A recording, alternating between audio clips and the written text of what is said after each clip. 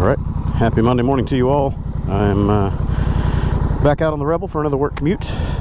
Probably go to the warehouse today after I'm done with the contracts that I've got lined up and put the wheel back on my CB500X and get it on the road. I put that new Michelin Road 6 on the rear wheel last week when I did these tires. Haven't ridden this one around too much since the tire replacement, but want to get the 500X out and at least get the wheel on it again so it's mobile. So today I'm heading back over to the site that I went to last Monday. I never did get a chance to go back and finish my tasks over there for those kind folks. My Monday went off the rails and never really got better through the rest of the week, unfortunately. So let's go this way today. It's a crazy week last week. I won't go into all the ins and outs of it. It was just a lot to handle with the car and insurance stuff, and then some family stuff that exploded out of nowhere. Yeah, I won't go into it.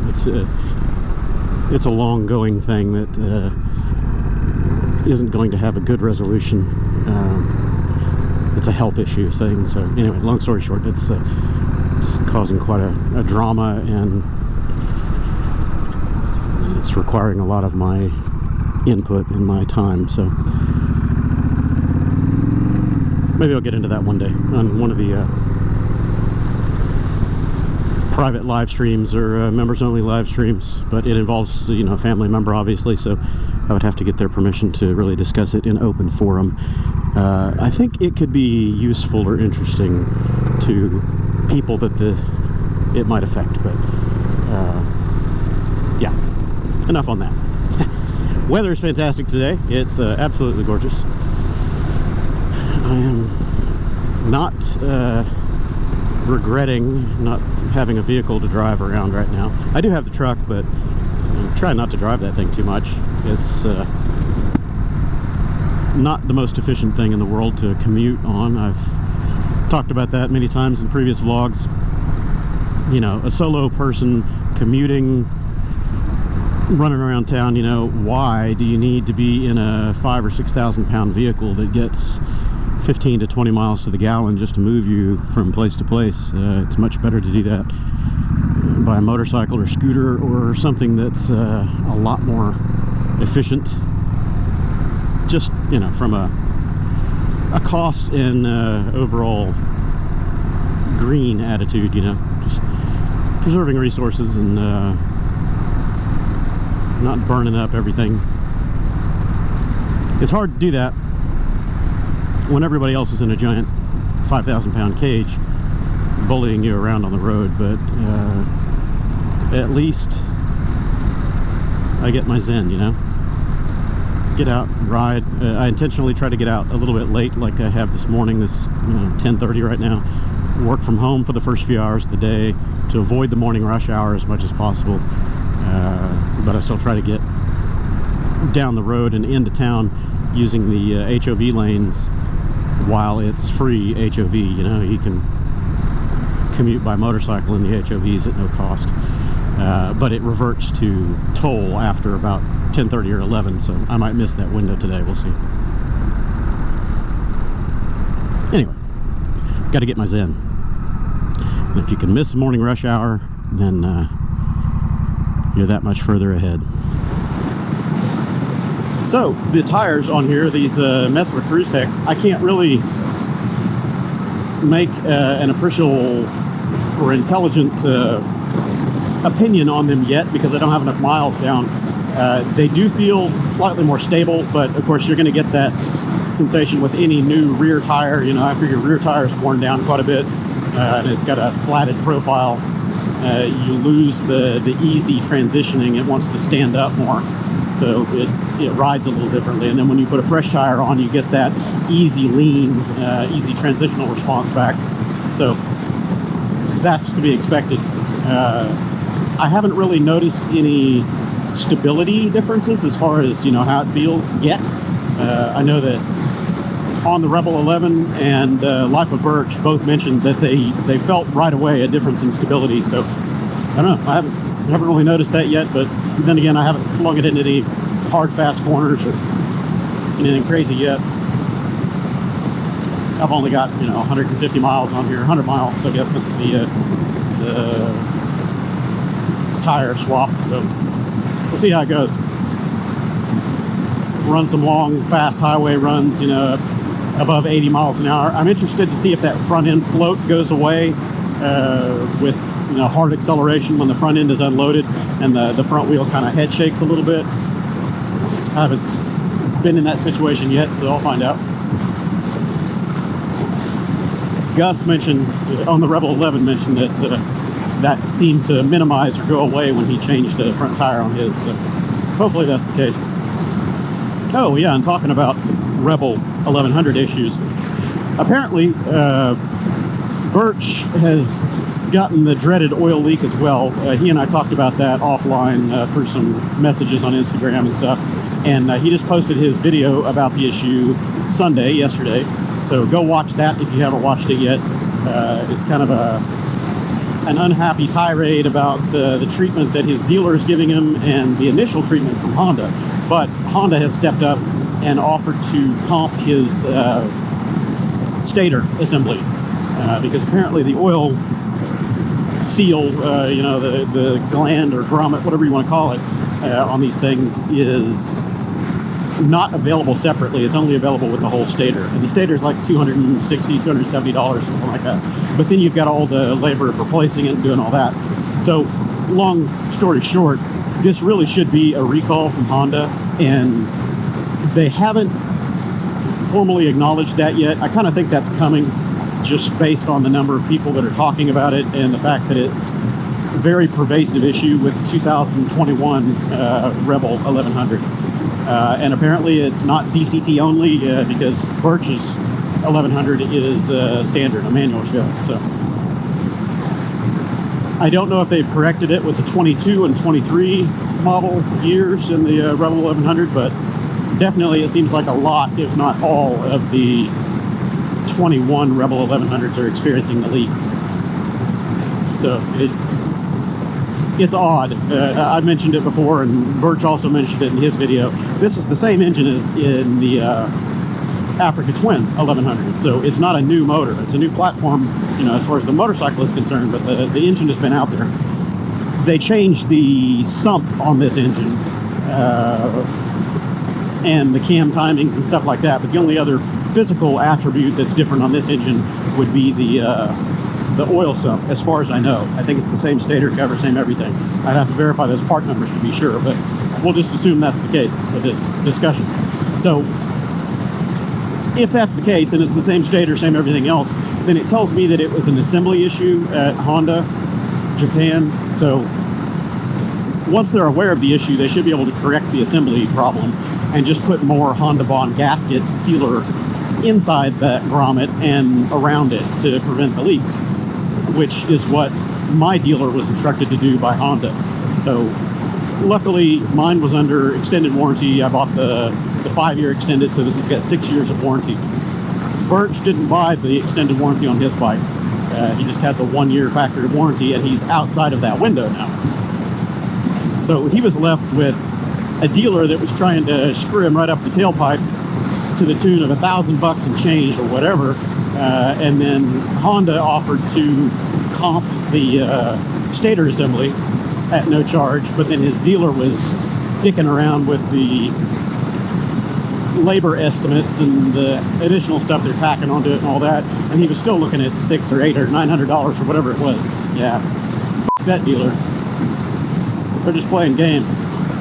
They're not interested in keeping happy customers. They're price gouging. And I understand everybody's got to stay in business, but come on, really?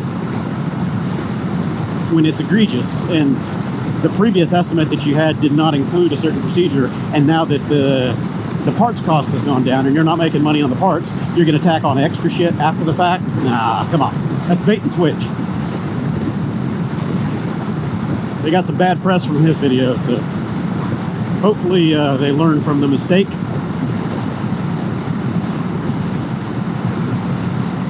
lot of these dealerships these days definitely try to stick it to you, man. Life's hard everywhere, but you know, they're already upping their shop rates to very, very high, in my opinion.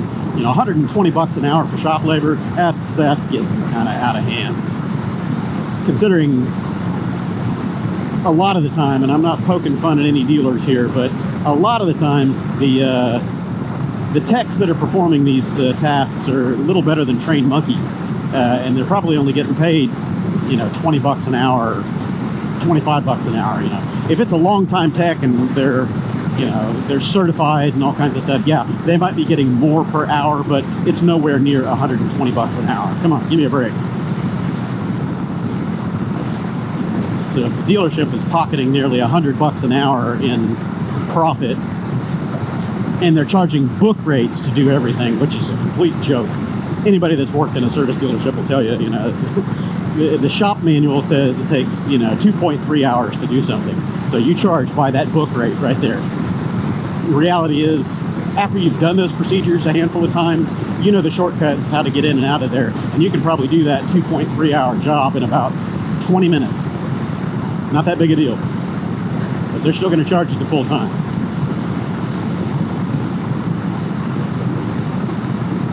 I don't know, call me old-fashioned, but I'm one of those people from the Getting Shit Done Club, and I believe in honest pay for honest work. And you got dealers that are jacking up rates and charging for stuff they're not doing, or charging for time they're not spending. I have a problem with that.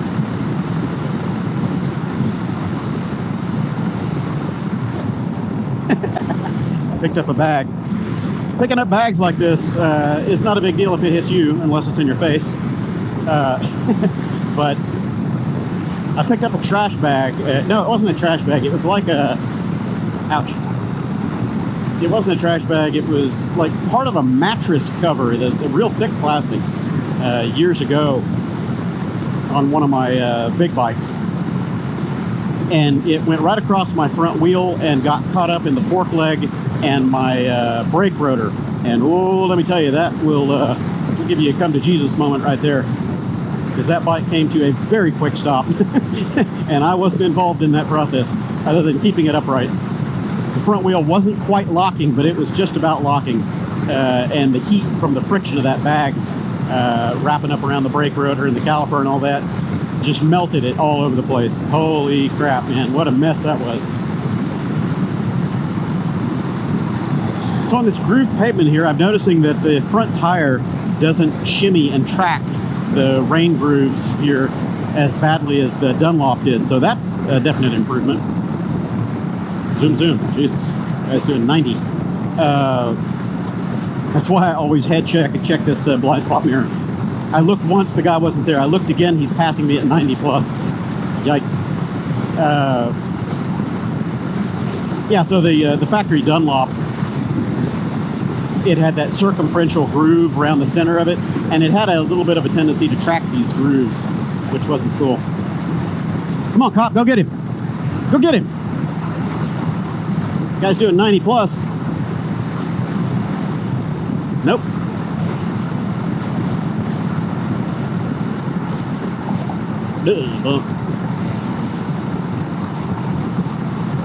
I'd still like to upgrade the rear shocks on this thing one day.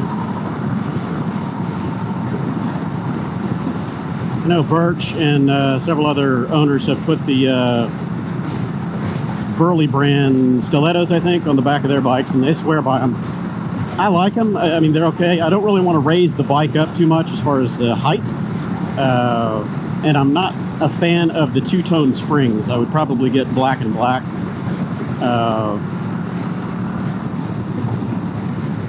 I would much rather get the Öhlins blackline shocks. Man, that would look great on here, and I like Öhlins. I've had those on plenty of bikes in the past, and oh boy, do they perform. Fully adjustable, you know, of course, spring preload, infinitely adjustable collar, and compression and rebound damping, so you can really dial them in.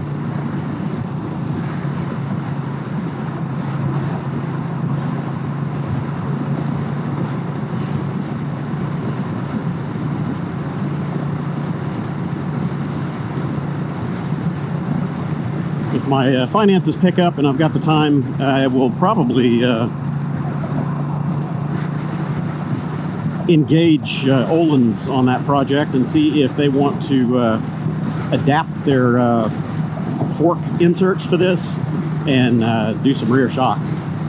I've heard other owners say that you can get the Harley shocks and you just tell Öhlins what you're putting them on, and they'll put the different size inserts in there for the Honda, the bushings.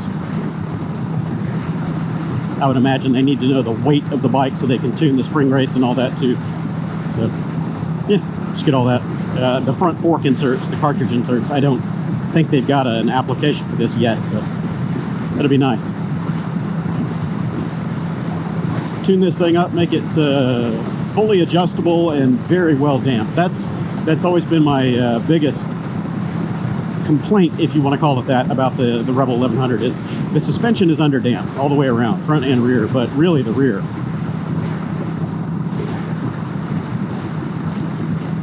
The front's not too bad. If you get your preload set okay, it's not too bad.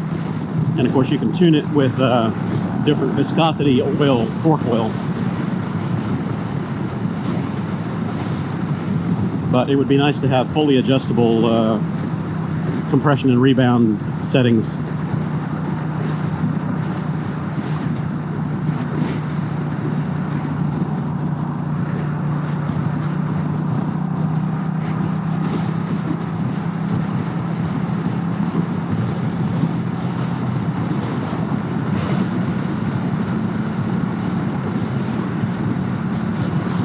Yeah, so I'm playing with this groove right here, riding this groove. I used to really make a concerted effort to avoid those with the Dunlops, but these Metzlers don't seem to be bothered by the pavement grooves too bad, so that's good.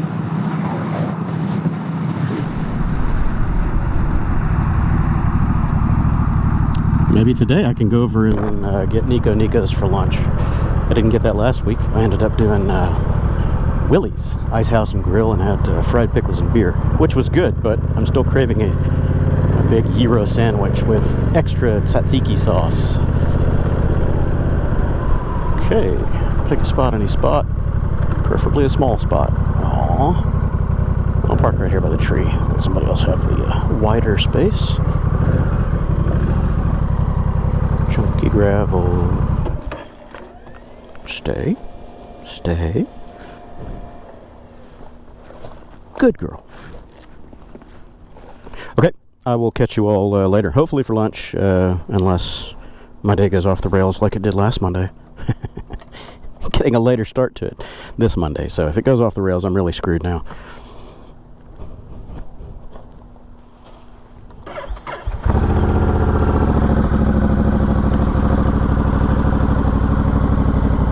Come on, you pig.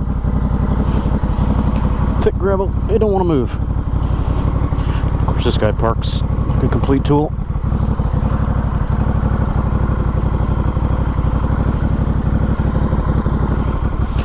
Diagonal, plenty of room in the world, but no, they park right on the bike. Hey, cagers, man. Cagers. Now let me amend that. Oblivious cagers. I've talked about that before. I think being a motorcyclist, at least a successful one, you just learn to be more observant about the world around you and surroundings and everything. I think it would be good for everyone to learn to ride or drive as a motorcyclist at least at some point in their driving career.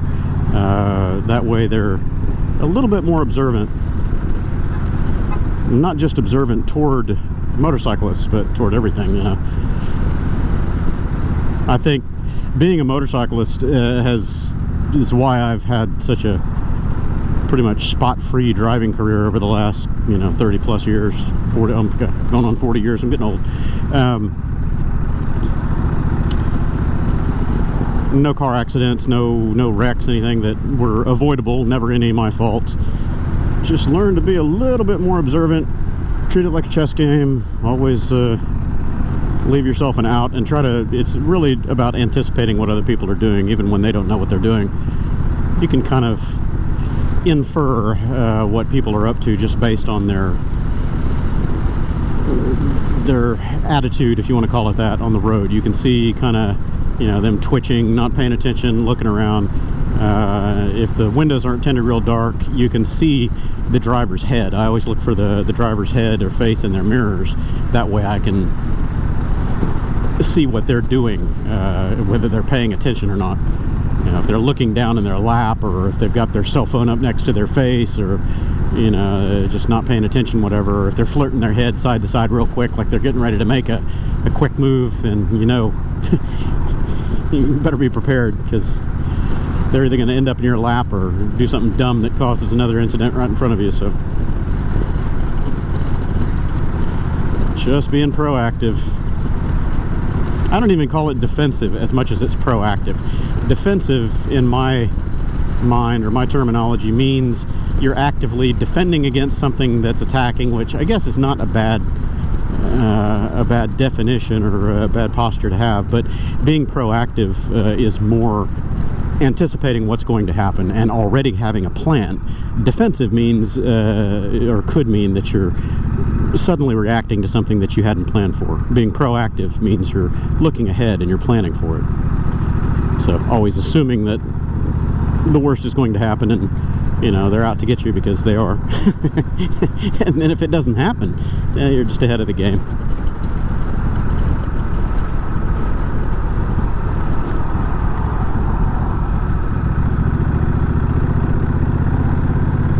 So I have another unscheduled appointment that popped up down here this direction, and it's convenient because that's kind of the way that I wanted to go for lunch. So I'll stop by and fix up this issue that's happening over here, and hopefully it won't take too long, and I'll head over to Niko and get my gyro sandwich that I've been craving for a couple of weeks. Ooh, that was close.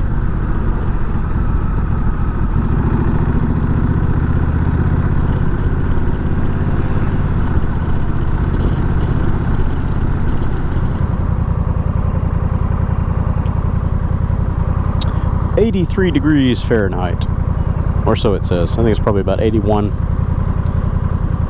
Feels good out here today. It's a little humid, but it feels good. We don't have very nice temperate weather for very long in Houston. It usually gets pretty ugly pretty quick.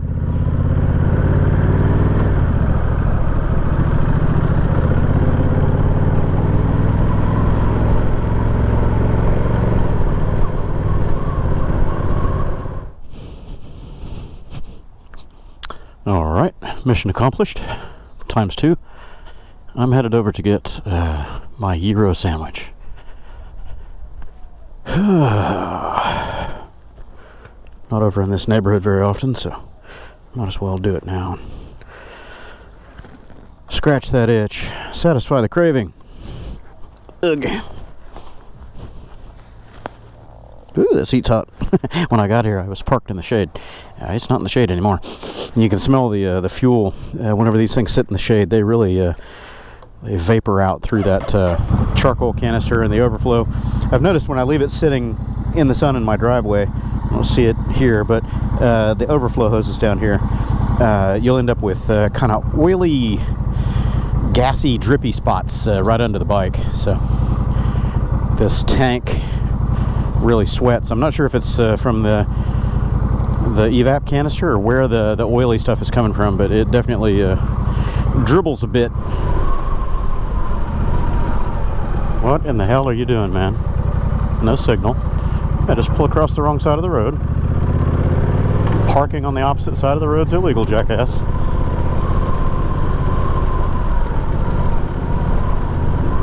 This is Niko's. Pull in here and hopefully not get hit. It says do not enter, exit only. Watch me. Motorcycle parking all day long.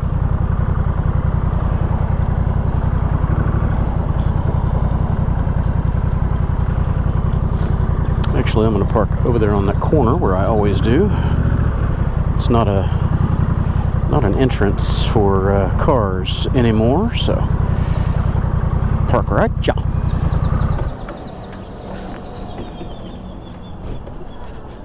Because I don't trust these people around this neighborhood to not run into the bike. As you can tell, it's a little nutty around here. All right. Lock her up. And Nikos. All right. Well, resuming my day. Headed back home. It's about 3:20 something right now. Came over here to Niko's and sat for a little while. Had a good sandwich and oops, forgot my key again. Good sandwich and tried a beer today that I haven't had before. Mythos, however you pronounce it. Greek beer. I'd never had that. Thought that'd be all right. So I sat around a while. You know, got to wait for that to disappear, and now head home. The sandwich definitely scratched the itch, though. Man, I was craving that gyro sandwich for weeks. Okay, gotta go plan traffic. 4 o'clock rush hour is coming up quick.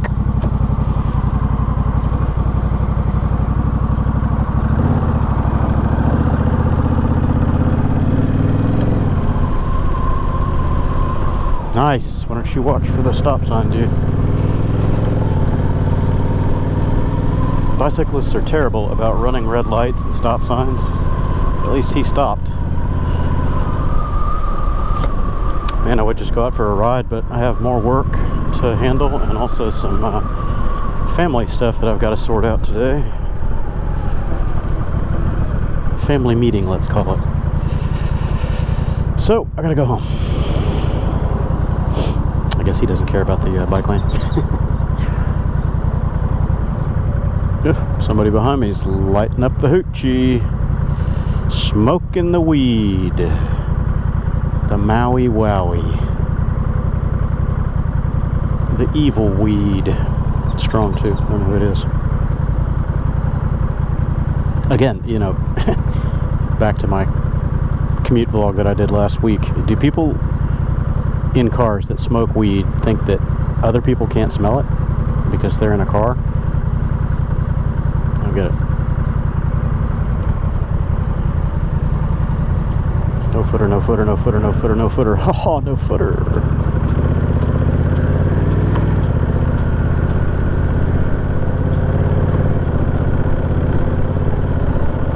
Ew, bump.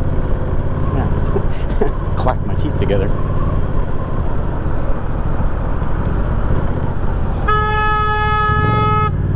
The fuck is wrong with you? Look right at me, hit the signal, and change over on top of me. I swear these people have got shit for brains. You had to fucking pass me. You knew I was there.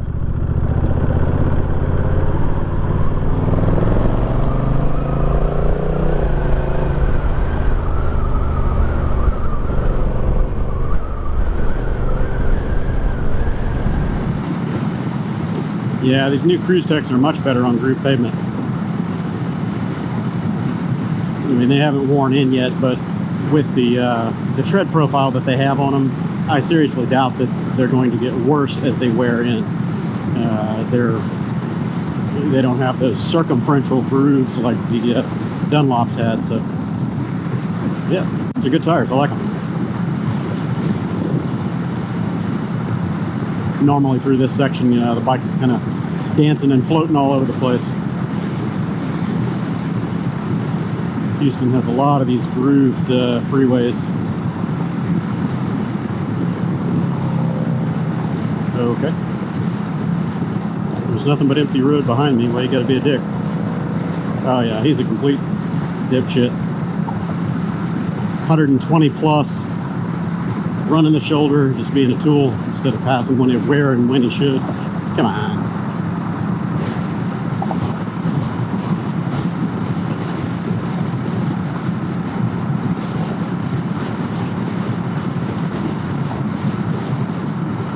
Look at these cheese dicks.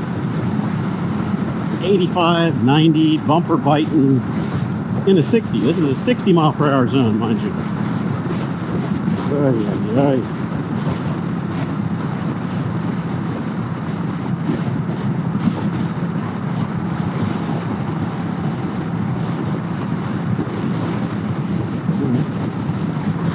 Hyper aggressive shithead. 85, 90, bumper biting, another one.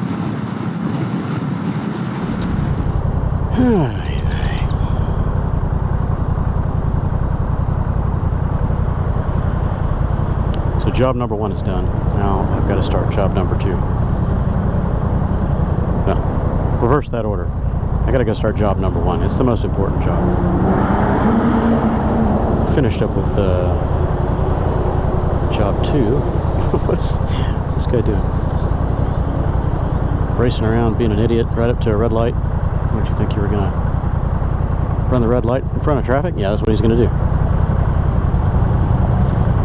Yep, he's running the red light in front of traffic.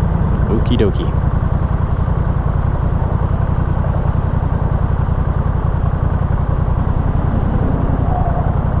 Yep. Oh, damn, he just near... Oh, did you guys see it? He almost caused an accident. Cut right in front of that car. Ugh, tow truck drivers are the worst, man. In my opinion, I think they cause just as many traffic problems as the ones they're supposed to be going to mop up.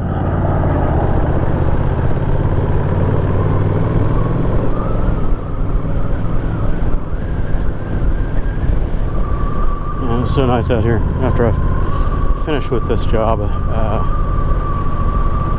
I am going to go putting around the neighborhood on the Cub, I think. I just need some more wind therapy today.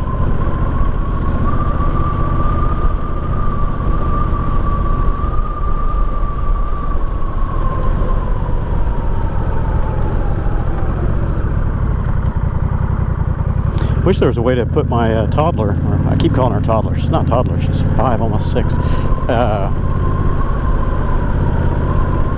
I wish there was a way to put her on the Cub or one of my other bikes, because she loves it. The only one I've ever let her ride around with me on is the Riker, because I'd put her up here in front of me and I had my arms around her, so there's no way she could go anywhere.